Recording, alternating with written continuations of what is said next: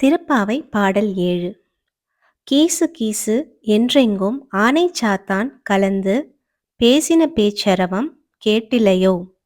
பேய் பெண்ணே காசும் பிறப்பும் கலகலப்ப கைபேர்த்து பாச நறுங்குழல் ஆய்ச்சியர் மத்தினால் ஓசைப்படுத்த தயிர் அரவம் கேட்டிலையோ. நாயகப் பெண் பிள்ளையாய் நாராயணன் மூர்த்தி கேசவனை பாடவும் நீ கேட்டே கிடத்தியோ. தேசம் உடையாய் திரவேலோர் எம்பாவாய். இதன் பொருள், அறிவில்லாதவளே, ஆனைச்சாத்தான் என்றழைக்கப்படும் வலியன் குருவிகள் கீச்சிடும் குரலும் அவை தங்கள் துணையுடன் பேசும் ஒலியும் உனக்கு கேட்கவில்லையா?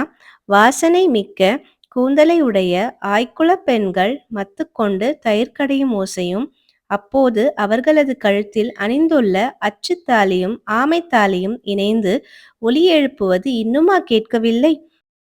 எல்லோருக்கும் தலைமையேற்று அழைத்து செல்வதாக சொன்ன பெண்ணே, நாங்கள் நாராயணர் கேசவனை புகழ்ந்து பாடுவது உன் காதில் கேட்கும். உறங்கும் மர்மமென்ன? பிரகாசமான முகத்தை கொண்டவளே, உன் வீட்டுக் கதவை திற. பெருமாளுக்கு பல திருநாமங்கள் உண்டு.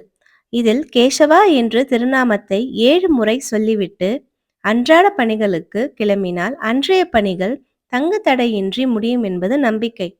கேசவன் என்ற சொல்லுக்கே தடைகளை நீக்குபவன் என்றுதான் பொருள்.